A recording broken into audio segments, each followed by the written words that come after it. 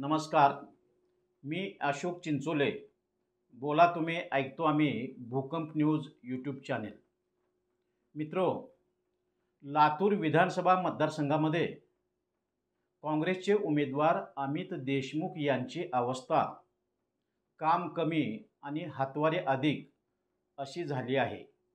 पहिल्यांदाच 2024च्या निवडणुकीमध्ये लोक व्यापारी असतील, विविध उद्योजक असतील, वेगवेगळ्या समाजाच्या संघटना असतील, व्यापारी संघटना असतील, डॉक्टर्स असोसिएशन असेल, हे पहिल्यांदा अर्चनाताई पाटील चाकूरकर ज्या भाजपाच्या उमेदवार आहेत त्यांच्या बाजूने बोलायला लागले आहेत. उघड उघड अमित देशमुख यांच्या विरोधात किंवा त्यांच्या अकार्यक्षमतेवर सर्व घटक पक्ष आणि व्यक्ती बोट ठेवत आहेत. झालंही तसंच की मागच्या 3 निवडणुकीपर्यंत अमित देशमुख जे करतील तेच श्रेष्ठ असं मानलं जायचं. कारणही तसंच होतं की जिल्ह्यामध्ये त्यांची तुलना करायला इतर कोणी नव्हतं.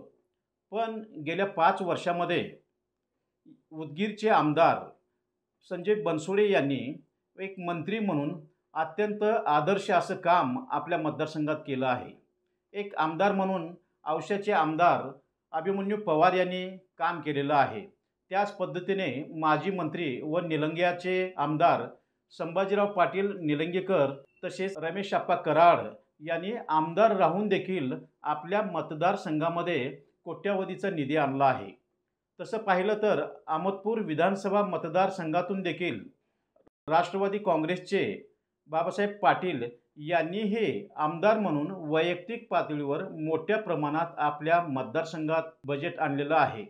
त्यामुळे लोक अशी एक तुलना करीत आहेत की आमचे अमित देशमुख हे इतर आमदाराप्रमाणे कामे कशी करणार आहेत. लातूर शहरातील जनता नागरी प्रश्नाविषयी जाम कंटाळली आहे. अक्षरशः त्यांना एखाद्या नरकातल्या शहरात राहतो की काय असा भास होत आहे.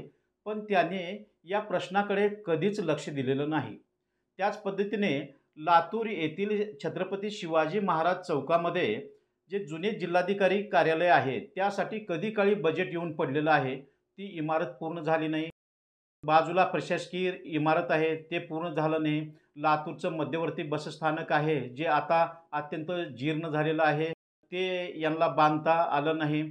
जिल्हा शासकीय रुग्णालय जे अनेक वर्षापासून नाही किंवा लातूर जिल्हा हा असा एकमेव जिल्हा आहे की ज्या ठिकाणी जिल्हा शासकीय रुग्णालय नाही, त्यासाठी हे काही करू शकले नाहीत. शासकीय वैद्यकीय महाविद्यालयातील जुनी इमारत आहे ते पाडून नवीन इमारत बांधायची होती, म्हणून तेथील सर्व यंत्रणा सुपर स्पेशालिटी हॉस्पिटलसाठी बांधण्यात आलेल्या इमारतीमध्ये आणण्यात आलं आहे. पण ती जुनी इमारत अद्यापही पाडली नाही. त्यामुळं सुपर स्पेशालिटी हॉस्पिटल चालू होत नाही. रस्ते, बाकी इतर प्रश्न आहेत, अतिक्रमण आहेत, असे मोठ्या संख्येने सगळे काही प्रश्न आहेत. आणि या प्रश्नावरून लोक तुलना करत आहेत की मग संजय बनसोडे हे अमित देशमुख यांच्यापेक्षा कितीतरी पटीनं अधिक चांगलं काम करीत आहेत. अर्थातच ही इतर आमदारांचे कामे म्हणजे अमित देशमुख यांच्या निष्क्रियतेवर शिक्कामोर्तब आहे. या निवडणुकीमध्ये काँग्रेसच्या वतीने अमित देशमुख उमेदवार आहेत आणि भाजपाच्या वतीने शिवराज पाटील चाकूरकर यांच्या सुनबाई अर्चनाताई पाटील चाकूरकर या उभ्या आहेत. नुकतीच या प्रचारादरम्यान लातूरच्या हनुमान चौकामध्ये एक ऐतिहासिक अशी नव्हे तर लातूरच्या या विधानसभेच्या राजकारणाला कलाटणी देईल अशा पद्धतीची एक सभा झाली. आणि या सभेमध्ये शिवराज पाटील चाकूरकर यांचे मानसपुत्र मानले जाणारे माजी मंत्री बसवराज पाटील मुरुमकर यांनी या निवडणुकीत अर्चनाताई पाटील चाकूरकर यांना मतदान म्हणजे शिवराज पाटील चाकूरकर यांना मतदान असं समजून मतदान करावं असं आवाहन केलं. आणि यावेळी घटक पक्षातील सर्व नेते, आमदार जे उपस्थित होते त्यांनी आणि जनतेने उत्स्फूर्तपणे त्यांच्या या मागणीला पाठिंबा दिला. अर्थातच अशी स्थिती निर्माण होत आहे की लातूर शहराची ही निवडणूक जी आहे तर ही निवडणूक म्हणजे 1995ची पुनरावृत्ती होती की काय असं बोललं जात आहे. 1995मध्ये देखील अशीच परिस्थिती निर्माण झाली होती. जर या निवडणुकीमध्ये अमित देशमुख विरुद्ध शिवराज पाटील चाकूरकर असं मतदान करायची वेळ आली तर निश्चितच लोक मोठ्या संख्येने शिवराज पाटील चाकूरकर अर्थातच अर्चनाताई पाटील चाकूरकर यांच्या बाजूने आपला कौल देतील अशी शक्यता निर्माण झाली आहे. लातूरच्या राजकारणात देवघर फिरलं की त्या देवघरला मानणारे कार्यकर्ते मोठ्या प्रमाणात फिरतात. अर्थात काँग्रेसच्या विरोधात जातात किंवा स्थानिकच्या नेतृत्वाच्या विरोधात जातात. हे 1995 मध्ये सिद्ध केलेलं आहे.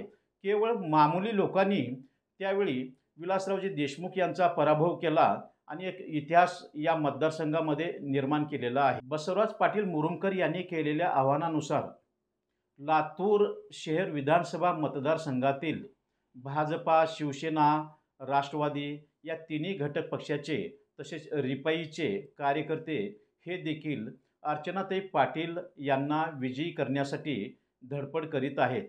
नव्हे तर 95ची पुनरावृत्ती ते करणारच अशी स्थिती निर्माण झाली आहे.